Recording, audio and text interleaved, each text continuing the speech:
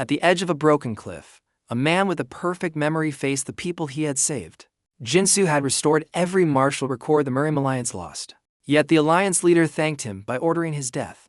The detail that mattered was this: the same mind that preserved their future had become the secret they feared most. 2 ordinary eyes. This looked like this: a righteous execution carried out for the so-called greater good. To Jin Sou, it meant this: a betrayal dressed in clean robes and polished words. That is why he would rather choose his own fall than let them own his final breath. And it led straight toward the moment death gave him one impossible chance. The blue divine sword spoke of justice while Jin Sou bled at his feet. He claimed a memory like Jin Sou's could endanger the entire Alliance. If those secrets reached the demon cult, the Alliance would tremble. What changed everything was this: the Alliance had already lost the war and escaped by hiding behind weaker sects. From the outside, it seemed like this: a noble decision made to protect what remained of Murim. Beneath that surface was this: proof that cowards could call sacrifice a strategy. So he refused to beg before men who had used his sect like shields. That choice opened the way to the truth behind the war he had been forced to remember. As his body tipped into the void, Jin Sou remembered the war between justice and evil. The demon cult had advanced like a storm no wall could stop. The Murim Alliance fled north while small sect disciples bought time with their lives. The key was this: the tail sect juniors were thrown into battle as disposable meat shields. Most people would see only this: a necessary retreat in a desperate war. Jin Sou saw this: a massacre hidden beneath the language of strategy. His answer was simple: he had accepted their bargain because they promised to protect his family. The next door was the bargain that turned his memory into a prison. The Alliance had given Jin Sou a task no normal person could survive. He had to memorize every manual, report, map, and secret archive. They wanted him to become a living library for the future of Murim. Hidden inside it was this: he burned entire records into his head without missing a single character. Anyone else might call it this: an honor granted to a weak disciple with one useful talent. For Jin Sou, it became this: a cruel duty placed on the one man who could not refuse. He chose this path. He traded his own place on the battlefield for his junior's survival. And the road narrowed toward the reward waiting after he finished their impossible order. When Jin Sou completed the work, the Alliance no longer needed the man behind it. His restored records were safe in their hands. Now his memory was too dangerous to leave alive. The detail that mattered was this: the very talent they praised became the excuse they used to erase him. 2 ordinary eyes. This looked like this: a final precaution in the name of public safety. To Jin Sou, it meant this: the death sentence of a servant who had become inconvenient. That is why he asked himself whether he should have fought instead of reading. And it led straight toward the wish that tore open the impossible. Jin Sou fell, and the wind swallowed the last sound of the cliff. He wished he had trained harder before the world burned. He wished he had protected others with his own hands. What changed everything was this: he hated that he had only begged powerful men to shield his family. From the outside, it seemed like this: a weak man's final regret before death. Beneath that surface was this: a vow strong enough to bend fate itself. So he closed his eyes while wanting strength more than life. That choice opened the way to the clean sky of a day that should have been gone. Instead of stone and blood, Jin Sou woke beneath a clear blue sky. Children's voices shouted for him to get up. A wooden sword pointed at his face like a bad joke from the heavens. The key was this: he was lying in the training yard of the tail sect. Most people would see only this: a hazy memory replaying before death. Jin Sou saw this: the first proof that he had returned to the past. His answer was simple. He sat up slowly and looked at the faces he had lost. The next door was the juniors he had failed once before. Hong Surang stood nearby, younger, fierce, and very much alive. The Gu brothers and the other tail disciples stared at him in confusion. Jin Sou recognized every face as if his heart had memorized them too. Hidden inside it was this: these children had died in his former life, while the Great Alliance ran away. Anyone else might call it this: a strange senior acting like he had seen ghosts. For Jin Sou, it became this: a second chance standing in front of him with wooden swords. He chose this path. He ran toward them before pride could stop him. And the road narrowed toward the bully waiting in the same training ground. The spoiled heir Gu Xiaoyang interrupted the reunion with a sneer. He had entered the tail sect through his father's money. He beat junior disciples under the excuse of formal duels. The detail that mattered was this: the sect endured his cruelty because the Gu merchant group paid their bills. To ordinary eyes, this looked like this: a rich boy enjoying harmless practice. To Jin Sou, it meant this: a parasite feeding on a dying sect's hunger. That is why Jin Sou picked up his wooden sword without hesitation. And it led straight toward the first revenge of his new life. Gu Xiaoyang rushed forward with the sword style, bought for him by his family. Jin Sou remembered that style from the first timeline. He had memorized its forms, footwork, and breathing pattern years ago. What changed everything was this. The Salmon Yang sword was fierce, rough, and terrifying only to children. From the outside, it seemed like this, a strong attack from a rich young master. Beneath that surface was this, a child's swing compared to demon cult killing techniques. So, Jin Sou slipped aside at the last instant. That choice opened the way to the tail sword he had once been too weak to use. Jin Sou answered with the most basic form of the Sochin sword. The movement belonged to the tail sect and no one respected it. In his hands, that simple strike landed like a verdict. The key was this. He used experience from countless memorized manuals to guide one clean blow. Most people would see only this, a weak sect technique used by a mediocre disciple. Jin Sou saw this, proof that understanding can turn scrap metal into a blade. His answer was simple. He struck Gu Xiuyang across the head before the air could react. The next door was the moment everyone realized the weak senior had changed. The training yard froze around the fallen merchant heir. Then the tail juniors erupted in cheers. They had watched the bully fall to the technique he despised. Hidden inside it was this. Some even apologized for thinking Jin Sou had always been pathetic. Anyone else might call it this, a small victory in a minor sect courtyard. For Jin Sou, it became this, the first crack in years of fear. He chose this path. Jin Sou smiled like a man who had punched the past itself. And the road narrowed toward the punch from Hong Serang that proved this was not a dream. Hong Serang slammed her fist into Jin Sou's face and dragged him back to reality. She was furious because the Gu merchant group could cut their support. Her blow hurt far too much to be a memory. The detail that mattered was this. The pain in his cheek confirmed he had truly returned to the past. To ordinary eyes, this looked like this, a junior sister scolding a reckless senior. To Jin Sou, it meant this. The world telling him his second life was real. That is why he collapsed, not from defeat, but from the weight of understanding. And it led straight toward the secret object that had crossed time with him. Jin Sou woke later in the infirmary and sorted the impossible facts. His body, clothes, and sect had returned to the old days. Only one thing from the future remained with him. What changed everything was this. The blue dragon bracelet from a demon cult law protector still circled his wrist. From the outside, it seemed like this, a strange trophy from a battle that had not happened yet. Beneath that surface was this, the key that may have dragged his soul backward through time. So he hid the bracelet beneath his sleeve and kept thinking. That choice opened the way to the merchant father already shouting outside. Gu Yosiak stormed into the sect like a man buying justice by the sack. He demanded punishment for the boy who had cracked his son's head. The tail sect leader apologized because the sect depended on Gu money. The key was this. Gu Yosiak threatened to end their sponsorship that very month. Most people would see only this, a wealthy patron demanding respect from a poor sect. Jin Sou saw this, the same leash that had strangled Tail in the old timeline. His answer was simple. Jin Sou listened from above and decided this life would not bow. The next door was the first time the merchant heard the weak disciple speak back. When Gu Yosiak left the hall, Jin Sou was already waiting outside. He introduced himself as the humble country disciple who wounded the heir. Then he mocked the idea that one blow in a duel required a merchant trial. Hidden inside it was this. He reminded Gu Yosiak that many juniors had been beaten far worse. Anyone else might call it this, a reckless boy insulting a powerful sponsor. For Jin Sou, it became this, a blade aimed at the lie supporting Gu Xiuyang's pride. He chose this path. He attacked the merchant's weakest point, the special admission to Murim Academy. And the road narrowed toward the Rattan bargain behind Gu Xiuyang's place in Tail. Jin Sou explained why Gu Xiuyang had come to such a poor sect.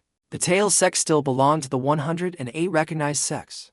That status granted one special recommendation to Murim Academy. The detail that mattered was this. Gu Xiuyang needed Tail, because better sects would never accept him. To ordinary eyes, this looked like this, a patron generously supporting a declining school. To Jin Sou, it meant this, a merchant purchasing a back door for his unworthy son. That is why Jin Sou dared Gu Yosiak to cut the money if he truly could. And it led straight toward the lesson Jin Sou carved from his own death. Jin Sou leaned close and told Gu Yosiak to remember one thing. The merchant thought only his money could save the Tail sect. Jin Sou said the opposite was true. What changed everything was this. One day, the Gu merchant group might need Tail far more than Tail needed Gu. From the outside, it seemed like this, empty arrogance from a disciple with no rank. Beneath that surface was this, a warning from someone who had already seen their future. So he walked away before anger could turn the argument into another debt. That choice opened the way to the mountain path where he would chase real strength. That night, Jin Sou went into the mountains alone. He knew knowledge would not be enough against the coming war. He needed internal energy before he could protect anyone. The key was this: his memory held the locations of spiritual herbs recorded in Alliance archives. Most people would see only this: a disciple wandering into danger with no plan. Jin Sou saw this: a living archive opening its first hidden page. His answer was simple. He searched for the 10,000-year fire blood herb. The next door was the monster guarding the first treasure. The herb waited inside a cave wrapped in thick webs. A giant human-faced spider guarded the place. Jin Sou knew his weak sword could not win directly. Hidden inside it was this: his inner energy and tail mental method were still to pour. Anyone else might call it this: a doomed boy facing a beast beyond his level. For Jin Sou, it became this: a test of whether memory could replace raw strength. He chose this path. He used fire instead of pride and burned the webs first. And the road narrowed toward the first victory he won by refusing to fight fairly. The spider screamed as burning silk collapsed around it. Jin Sou watched without pity. He thanked the Alliance records for teaching him what warriors ignored. The detail that mattered was this: not every battle needed a clean sword duel to be won. To ordinary eyes, this looked like this: a cowardly trick against a stronger creature. To Jin Sou, it meant this: survival shaped into strategy. That is why he waited until the beast weakened, then finished it quickly. And it led straight toward the spiritual herb that still failed to save him. Jin Sou swallowed the fire blood herb with root, stem, and all. Power surged through him, but only a fraction stayed. The tail mental method could not absorb such a treasure properly. What changed everything was this: precious heat leaked through his body like water, through cracked pottery. From the outside, it seemed like this: a priceless opportunity wasted by a bad cultivation art. Beneath that surface was this: proof that his sect's weakness ran deeper than reputation. So he clenched his teeth and refused to surrender to despair. That choice opened the way to the bracelet that suddenly answered the corpse beside him. The blue dragon bracelet began to glow red over the dead spider. Mist rolled out from the artifact and swallowed the monster core. The violent energy was purified before it entered Jin Sou's body. The key was this: the demonic relic transformed poison into clean internal power. Most people would see only this: a cursed object using a forbidden absorption technique. Jin Sou saw this: a dangerous miracle hidden inside his sleeve.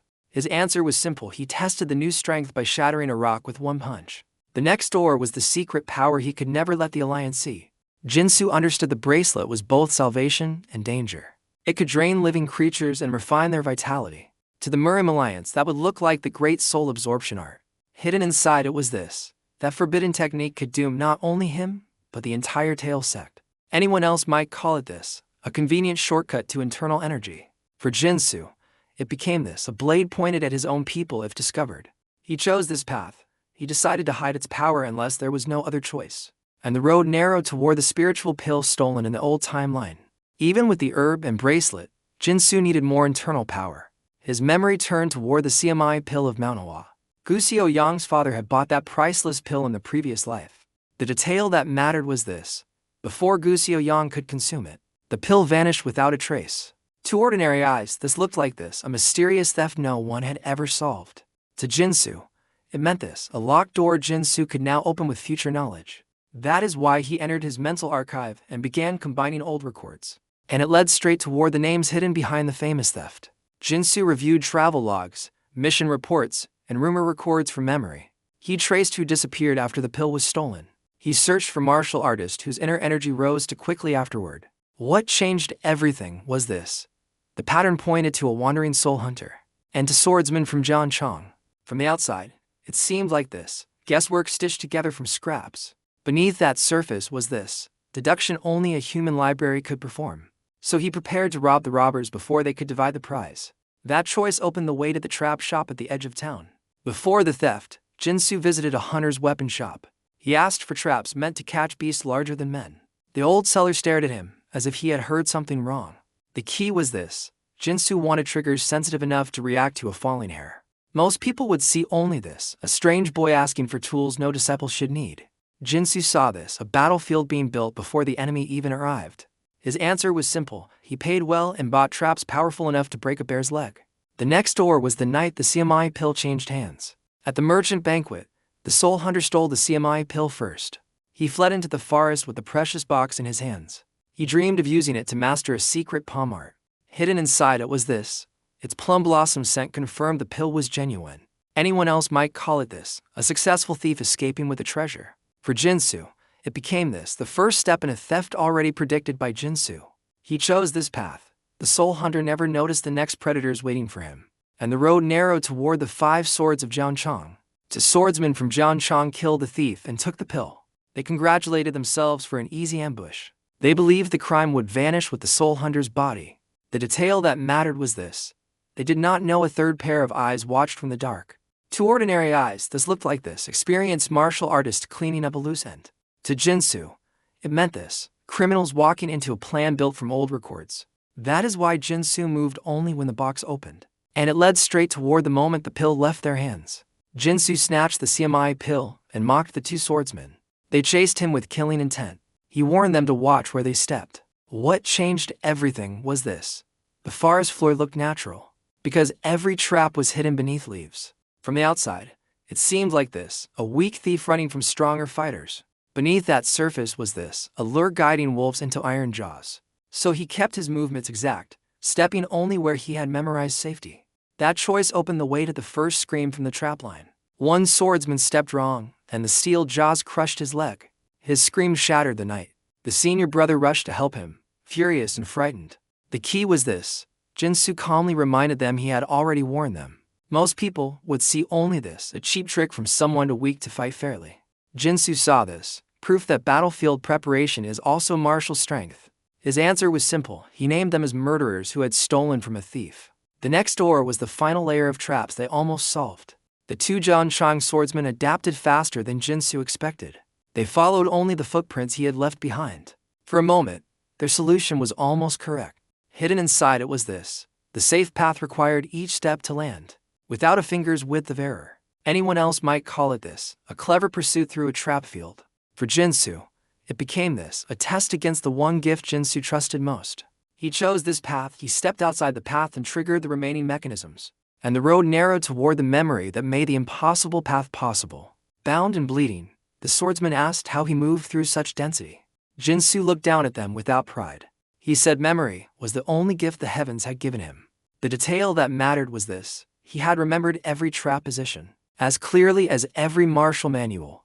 2 ordinary eyes, this looked like this, a ridiculous explanation for an impossible escape.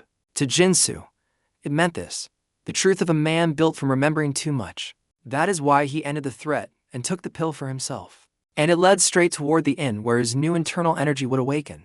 Jin Sou swallowed the CMI pill behind a locked-in room door. Days passed while he circulated energy through the tail mental method. This time, the power settled deeper than the fire blood herb had. What changed everything was this: he gained more inner force than he possessed in the previous timeline. From the outside, it seemed like this: a disciple hiding after a robbery. Beneath that surface was this: a weak man finally crossing his old limit. So he emerged hungry, sharper, and far more dangerous. That choice opened the way to the rumor the envoy carried with dinner. The envoy told Jin Sou that the pill theft had caused chaos. The Murim Alliance investigators had appeared to track the culprit. Jin Sou nearly choked, because he was the final thief. The key was this: the trail had gone cold before they reached him. Most people would see only this: a lucky rumor shared over late food. Jin Sou saw this: a narrow escape from becoming a wanted criminal too soon. His answer was simple. He listened carefully for anything else that might matter. The next door was the Iron Sword Sect birthday banquet. The boy mentioned a 7-day banquet for the Iron Sword Sect leader. Jin Sou's appetite vanished. He remembered that banquet as one of the worst humiliations of his life. Hidden inside it was this: his father had knelt before countless guests because of him. Anyone else might call it this: a celebration for an old sect master's 60th birthday. For Jin Sou, it became this: a trap where Tail's pride had once been crushed. He chose this path. He first decided he would never go there again, and the road narrowed toward the reason avoiding it would not be enough. Back at the Tail sect, the juniors ran to greet Jin Sou. They had worried because he disappeared without a word. He brought sweets and acted as if nothing serious had happened. The detail that mattered was this: the children cared more about whether he had eaten than where he had been. 2 ordinary eyes, this looked like this: a noisy return after a senior's reckless trip. To Jin Sou, it meant this: the family he had died wishing to protect. That is why he laughed with them, because he needed that warmth to stay human. And it led straight toward his father's anger waiting behind them. Jin Sou's father, Jin Tizan, struck him on the head the moment he came close. Tizan was the outer pavilion leader of the Tail sect. He scolded his son for the mess with the merchant group. What changed everything was this: The other pavilion leaders demanded punishment for the sponsor crisis. From the outside, it seemed like this: an angry father disciplining a troublesome son. Beneath that surface was this: the living face Jin Sou had longed to see again. So, Jin Sou almost hugged him anyway. That choice opened the way to Gu Xiaoyang's wounded pride returning for another duel. Gu Xiaoyang appeared and demanded a proper rematch. Jin Sou noticed the arrogance had a new shine. He teased him about the power of the stolen CMI pill. The key was this: the insult landed because the pill had disappeared before Gu Xiaoyang could use it. Most people would see only this: a joke thrown at a spoiled heir. Jin Sou saw this, a needle pushed into fresh humiliation. His answer was simple. Gu Xiaoyang fled in anger before losing control of himself. The next door was Hong Surang's warning about the Iron Sword banquet. Hong Surang told Jin Sou the merchant group was too busy to visit often now. For a moment, that sounded like good news. Then she revealed that the Tail sect still planned to attend the Iron Sword banquet. Hidden inside it was this: the sect leader could not refuse without a formal reason. Anyone else might call it this: a simple matter of etiquette between martial sects. For Jin Sou, it became this: the same road back to his father's humiliation. He chose this path. Jin Sou searched for an excuse and found none. And the road narrowed toward a rice cake saved by a child. One young junior offered Jin Sou an old rice cake from the merchant feast. The child had saved it for days, so they could eat together. Jin Sou swallowed the stale cake in one bite and called it delicious. The detail that mattered was this: the child had nearly given in, but kept waiting for his senior. To ordinary eyes, this looked like this: a small snack passed between poor disciples. To Jin Sou, it meant this: proof that Tail's children would endure insults again if nothing changed. That is why Jin Sou gave him sweets and changed his decision. And it led straight toward the banquet he would attend, not to avoid shame, but to end it. Jin Sou realized avoiding the Iron Sword sect would only delay the problem. The invitations would keep coming again and again. Tail's children would be mocked every time adults lowered their eyes. What changed everything was this: one skipped banquet could not erase a century of humiliation. From the outside, it seemed like this: a reckless decision to walk into enemy territory. Beneath that surface was this: a choice to cut the cycle at its root. So he decided the whole sect would go, then return with its pride intact. That choice opened the way to the long procession to the Iron Sword sect. On the road, Pavilion leader Kang warned Jin Sou not to act recklessly.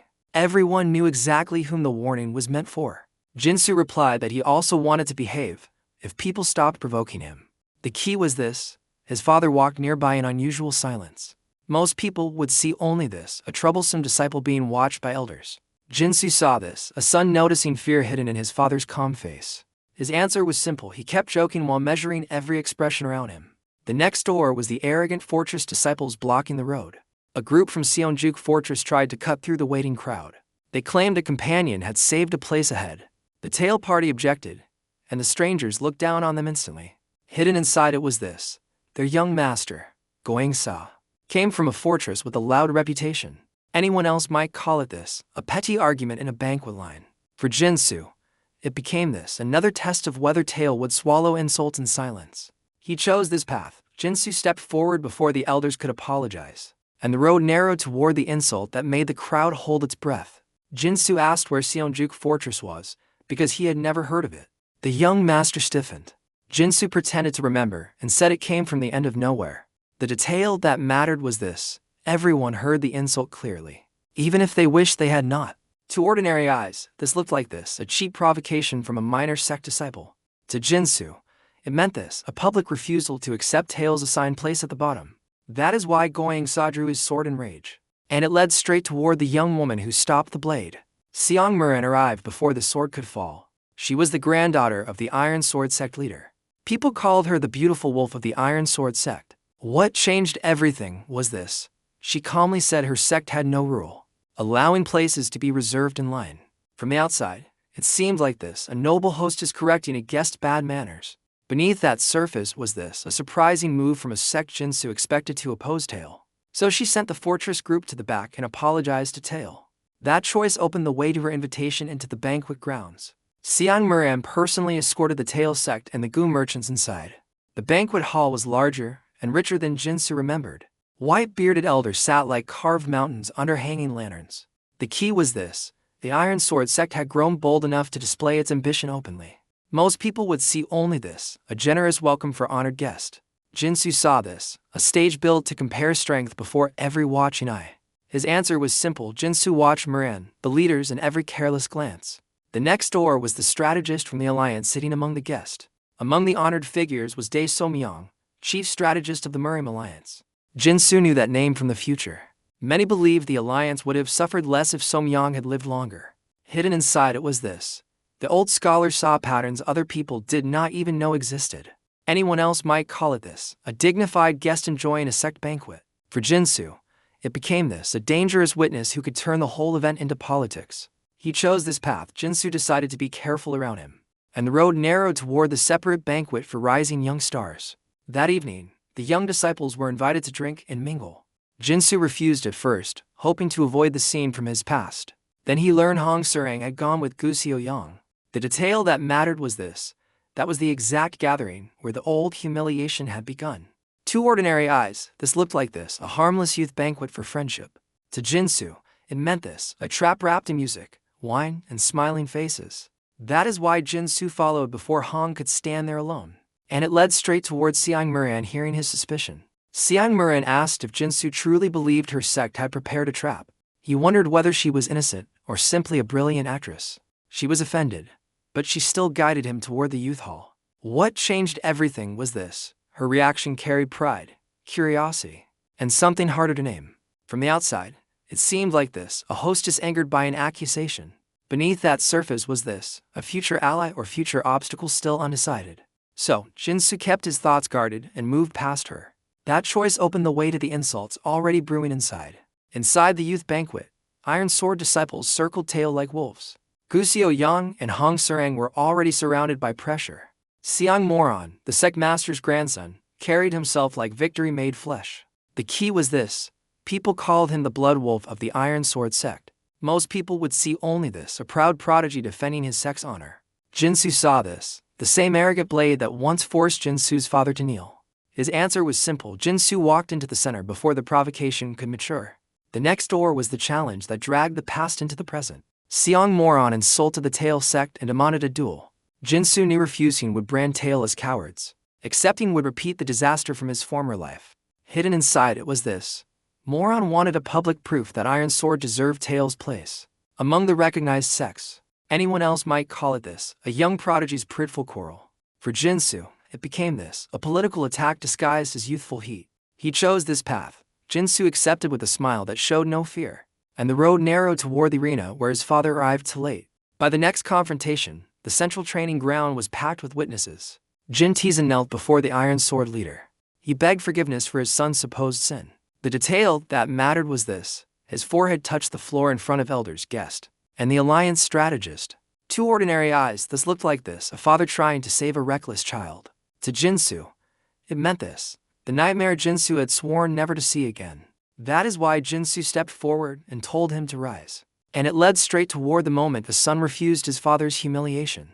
Tizan ordered Jin Sou to stand down, but his son would not move. Jin Sou said no child could watch his father look so pathetic. Xiang Moran mocked their family love and demanded Jin Sou kneel too. What changed everything was this. He offered mercy only if both father and son crawled for forgiveness. From the outside, it seemed like this, a victorious young master enjoying submission. Beneath that surface was this, the exact sickness Jin Sou came to cut open. So, Jin Sou drew his sword instead of bending his knees. That choice opened the way to the duel that would decide Tail's reputation. Jin Sou told his father that apologies meant nothing once his sword was drawn. The arena fell into a silence deep enough to hear breathing.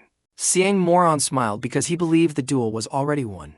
The key was this, he had more internal energy, better training, and the confidence of a famous sect.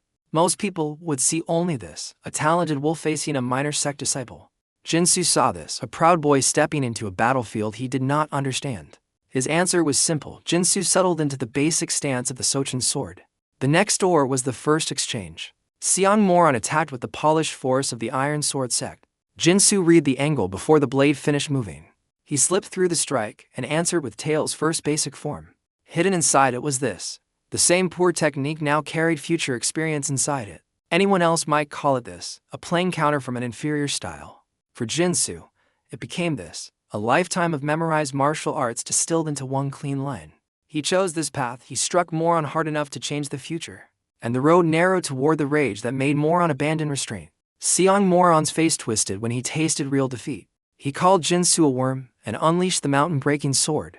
The attack tore the ground and nearly reached the spectators. The detail that mattered was this.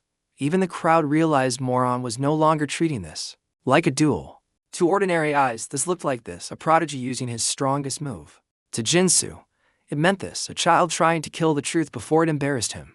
That is why Jin Sou dodged and let the attack expose its own ugliness. And it led straight toward the counterattack that turned the match one-sided.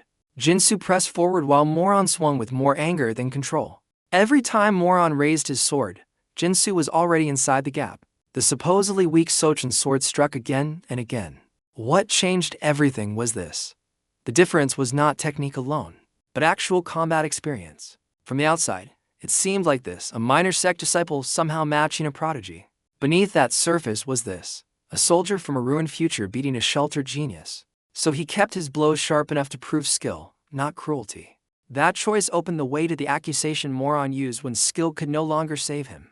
Moron screamed that Jin Sou had used forbidden arts. He claimed his internal energy had been blocked and drained during the duel. He named the Great Soul Absorption art before the entire crowd. The key was this. The accusation was dangerous enough to destroy a sect without proof. Most people would see only this, a desperate prodigy reporting sorcery. Jin Sou saw this, a losing man throwing poison into the well. His answer was simple. Jin Sou did not panic, because panic would make the lice stronger. The next door was the speech that turned the charge back on Iron Sword. Jin Sou called the accusation pathetic in front of everyone. He reminded them that he had endured insults, apologized, and accepted the duel. Only when Moron began losing did he shout about forbidden evil arts. Hidden inside it was this. The whole scheme revealed Iron Sword's envy of Tails' recognized status. Anyone else might call it this, a disciple defending himself from slander. For Jin Sou, it became this, a political blade cutting into the host sect's pride. He chose this path. He asked how a sect so shameless could deserve the 108 seats. And the road narrowed toward Dae So-myung's attention sharpening from the sidelines. Dae So-myung watched the crowd instead of the fighters. He saw Iron Sword's confidence cracking. He saw Tails' humiliation transform into a weapon. The detail that mattered was this. Jin Sou was not just winning a duel. He was controlling the witness stand. To ordinary eyes, this looked like this, a wild young man talking too much. To Jin Sou, it meant this, a strategist using shame, timing, and public opinion without training. That is why So-myung allowed the scene to continue a little longer. And it led straight toward the wager that changed the banquet. Jin Sou pushed the matter until responsibility needed a price. If Iron Sword insisted on accusing him, they had to stake something worthy. Dae So-myung proposed the divine ninfold sword as the counterweight. What changed everything was this. The blade was the heirloom weapon, passed down through Iron Sword leaders. From the outside, it seemed like this, an outrageous demand from a guest reckless disciple. Beneath that surface was this, a trap where Iron Sword could not retreat without looking cowardly. So, Jin Sou risked his life and innocence before every witness. That choice opened the way to the collapse of Moron's last defense. Moron insisted he had felt his energy being devoured. His grandfather no longer believed the panic in his voice. The elder understood how much the accusation had already cost them. The key was this, Iron Sword's pride, reputation, and divine weapon now hung by a thread. Most people would see only this, a prodigy begging to be heard. Jin Sou saw this, a grandson destroying his sect faster than any enemy could. His answer was simple. The old leader ended the duel and punished Moron for his foolishness. The next door was the conversation with the strategist after the crowd dispersed. When the spectacle ended, Dae So-myung did not let Jin Sou escape. He had seen through almost everything. He knew Jin Sou provoked Iron Sword to clear Tails' name and avoid a worse duel. Hidden inside it was this. He even noticed the blood in Jin Sou's mouth was from biting his own flesh. Anyone else might call it this, an old scholar praising a lucky boy.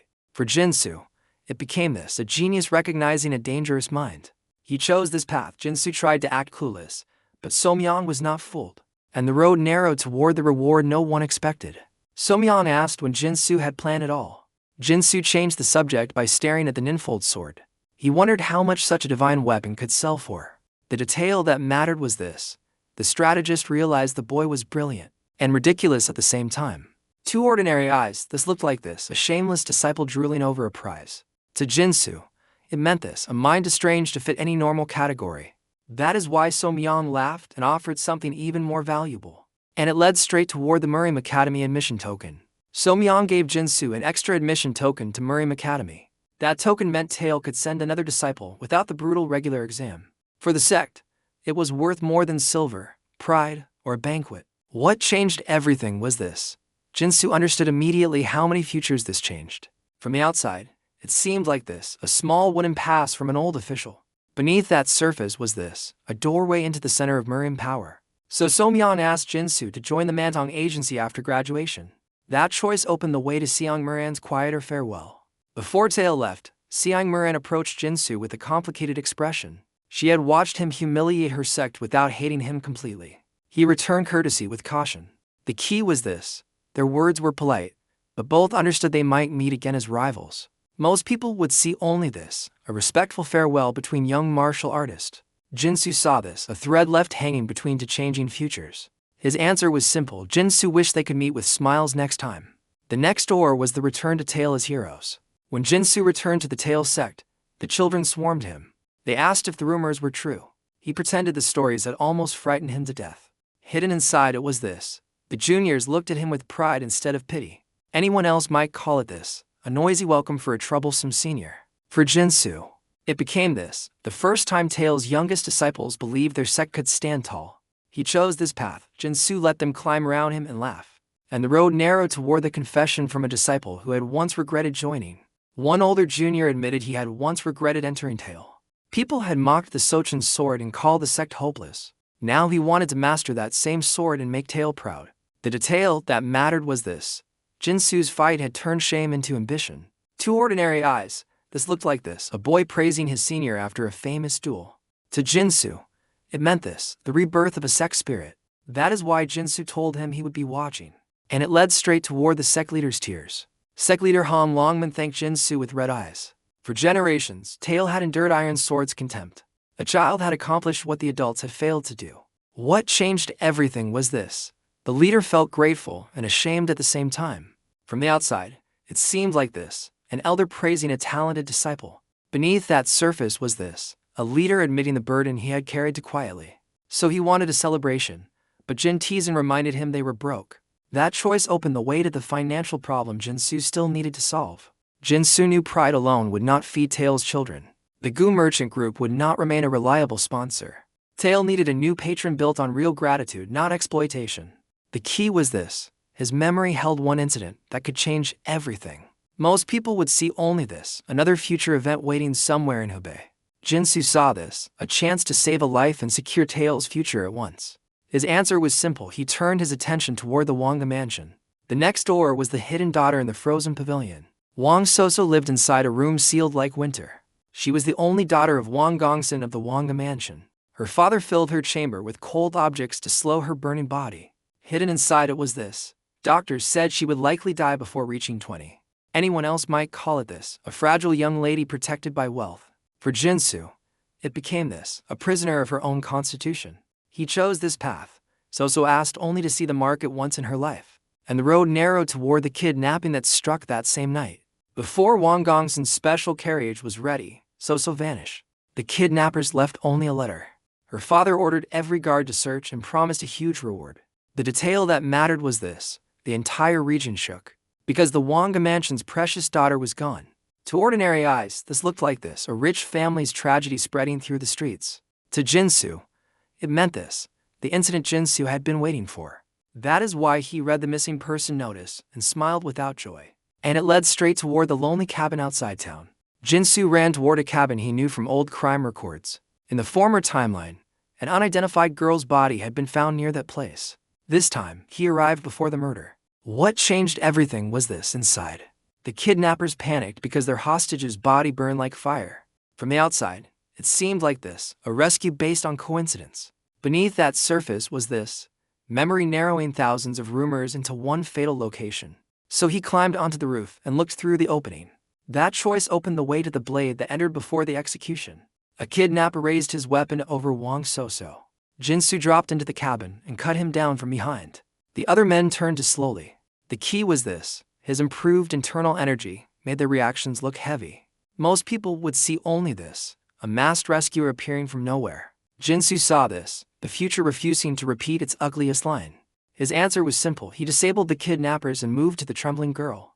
The next door was the diagnosis hidden in his mental library. So woke enough to thank the stranger who saved her. Jin Soo asked what illness made her body burn so violently. She explained that without cold air, her acupuncture points felt as if they ignited. Hidden inside it was this. The symptoms matched a rare record in the compendium of 10,000 diseases. Anyone else might call it this, a chronic sickness no physician could cure. For Jin Soo, it became this, the solar constitution, a body type mistaken for disease. He chose this path. Jin Soo searched his memorized medical text for a way forward, and the road narrowed toward the treatment no normal doctor would dare attempt. Jin Soo remembered a case involving the opposite constitution. A legendary jade maiden with lunar constitution had once sought a transformation. A divine physician created a method to invert the extreme nature of her body. The detail that mattered was this: if reversed, that method might stabilize So-So's solar constitution. To ordinary eyes, this looked like this, an impossible cure from an old medical story. To Jin Soo, it meant this, the only path for a girl who had never known spring. That is why he told So-So the method would be painful and irreversible, and it led straight toward the price of becoming his junior. Jin Soo explained the conditions before treatment. So-So would need special poisonous pills every day. She would also need to cultivate the tail mental method to refine the poison. What changed everything was this. Once she began, she could not freely learn another internal energy method. From the outside, it seemed like this, a harsh bargain offered to a rescued noble daughter. Beneath that surface was this, a doorway from frozen survival to ordinary life. So accepted because she wanted flowers, summer wind, boats, family, and love. That choice opened the way to the second wave of kidnappers outside. Before So could learn more, enemies surrounded the cabin. They planned to erase evidence if the abduction failed. Jin Soo knocked So unconscious to protect her from dangerous knowledge. The key was this: revealing the kidnapper's identity could drag Wanga Mansion into deeper conflict. Most people would see only this, a rescuer suddenly acting cruel. Jin Soo saw this, a calculated protection from political consequences. His answer was simple. He stepped onto the roof and called out the intruders. The next door was the Nangong shadow behind the crime. Jin Soo identified the men as secret hands of the Nangong branch merchant line. Their leader could not understand how a stranger knew that. Jin Soo also named the motive behind So-So's kidnapping.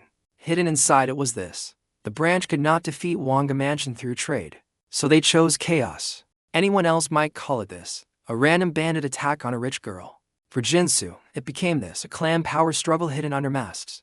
He chose this path. The kidnappers attacked because no witness could survive, and the road narrowed toward the unlimited sword of the Nangong clan. The attackers unleashed the unlimited sword technique of Nangong. Jin Soo had memorized its forms from Alliance records. He corrected their steps while fighting them. The detail that mattered was this: he described thrust, rising cuts, and missing half steps as if teaching a class. To ordinary eyes, this looked like this, a young disciple mocking trained killers. To Jin Soo, it meant this, a man using the future's archive against the present's secrets. That is why he threw sand, broke timing, and struck where their style opened. And it led straight toward the sword-breaking formula they did not know existed. The leader tried to use a killing move beyond ordinary prediction. Jin Soo saw the entire path before the blade arrived. He broke the technique with the formula Nangong itself had not yet uncovered. What changed everything was this: their sacred sword art collapsed, because its weakness was recorded in the future. From the outside, it seemed like this, an impossible defeat for elite secret guards. Beneath that surface was this, proof that memory could outrun bloodline pride. So he destroyed their weapons and ended the fight. That choice opened the way to the treatment that changed So-So's fate. Jin Soo returned to So and began the constitution treatment. He made pills according to the method from his memory. Each dose tasted terrible and carried poison that had to be refined by cultivation. The key was this: So practiced the tail mental method despite pain, weakness, and fear. Most people would see only this, a noble girl suffering through crude sect training. Jin Soo saw this, a dying child learning the first tools of freedom. His answer was simple. Jin Soo watched carefully and adjusted every step. The next door was the day she finally stood under open sky. After days of treatment, So-So's heat began to settle. She could breathe without the frozen pavilion around her. Jin Soo gave her the pill recipe and the cultivation instructions. Hidden inside it was this: if she continued, she could live without severe attacks. Anyone else might call it this, a quiet medical success in a hidden cabin. For Jin Soo, it became this, a future corpse becoming a living disciple. He chose this path. He decided his work was finished and told her they should go home. And the road narrowed toward her shy request before they left. So asked whether she could call Jin Soo her older brother. He stared at her, caught off guard by the softness of the request. She also asked him to call her So instead of speaking so formally. The detail that mattered was this: for a girl locked in ice, even a familiar name felt like sunlight.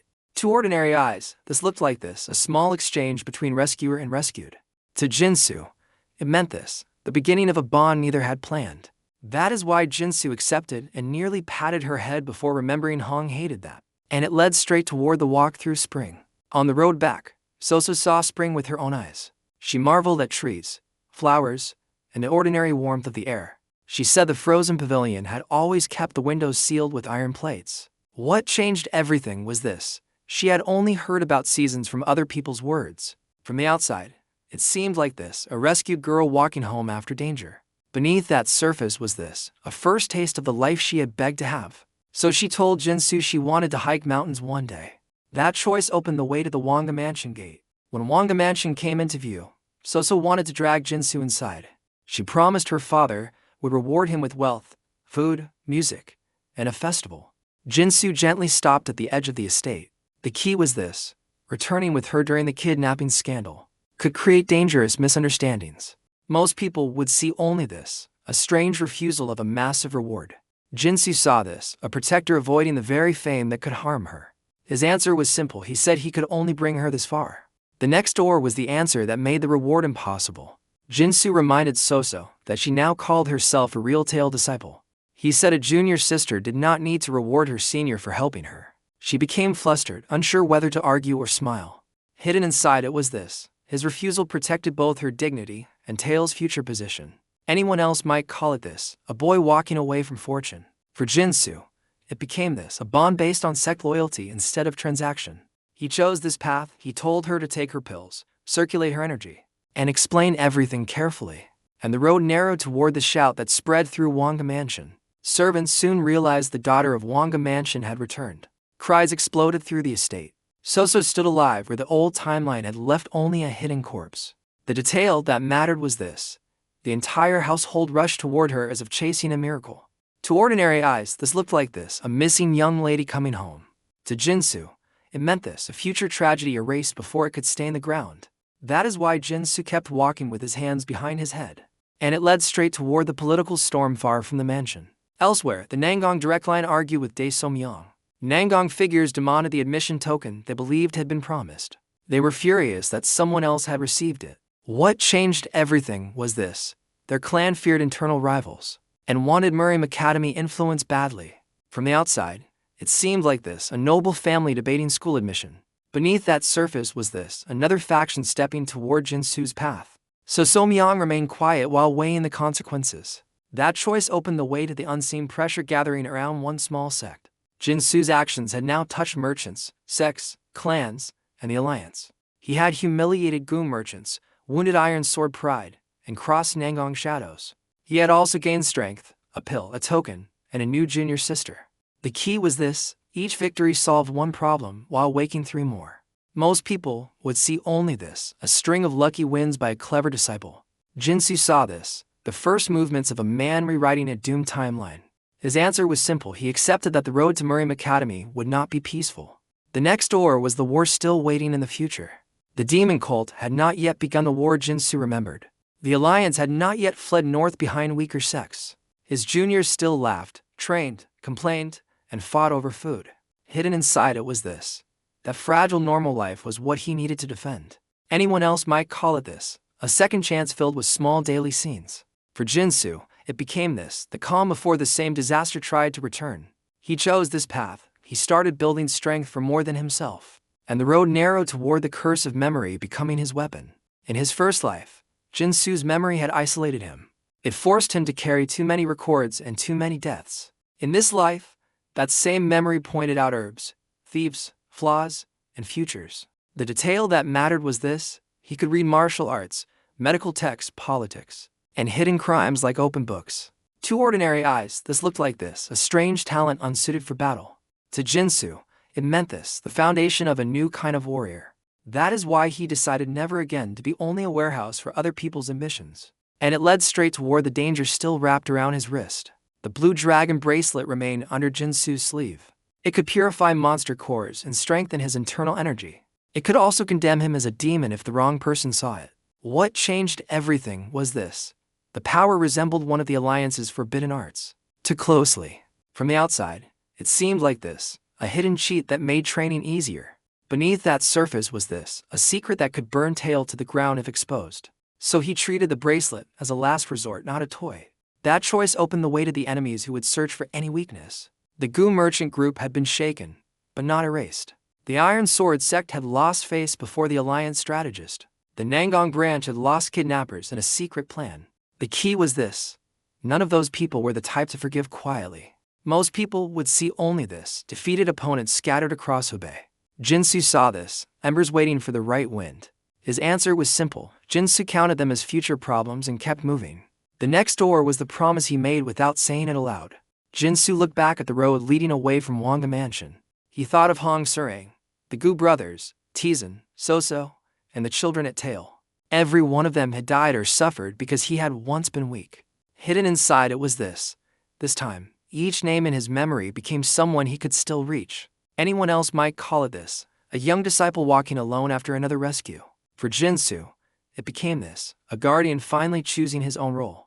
He chose this path, he tightened his grip on the future, and kept walking.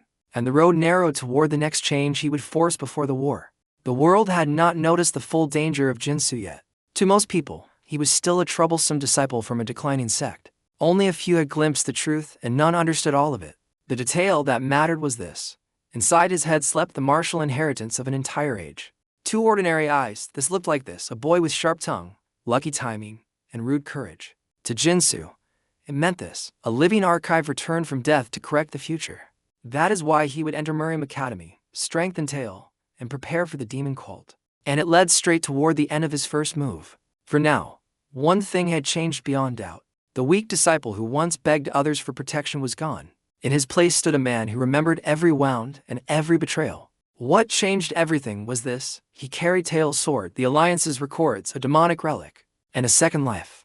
From the outside, it seemed like this, a survivor pretending to be an ordinary senior brother. Beneath that surface was this, the beginning of a rebellion against fate itself. So, Jin Sou smiled toward the road and did not look back. That choice opened the way to a future that would never again belong to cowards. And somewhere beyond Tail, the old timeline continued to crack. The people who had once controlled his fate were already reacting to him. Merchants whispered, elders calculated, and strategists remembered his name. The key was this. One returned disciple had disturbed plans that were supposed to unfold quietly. Most people would see only this, small ripples moving through distant rooms. Jin Sou saw this, the first warning that fate could bleed. His answer was simple. Jin Sou welcomed that pressure because pressure revealed hidden enemies. The next door was the next battlefield before Murim Academy. Until then, Jin Sou would train the sect, sharpen his memory, and hide his secrets. He had already saved pride, saved a life, and taken the first step toward power. But the demon cult, the Alliance, and the greedy sects were still waiting ahead. Hidden inside it was this. Every future disaster remained in his head, like a blade pointed at tomorrow. Anyone else might call it this, the quiet pause after a successful rescue. For Jin Sou, it became this, the breath before a much larger storm. He chose this path, he chose preparation over celebration and duty over comfort. And the road narrowed toward a future, where Jin Sou would never let anyone decide his ending for him.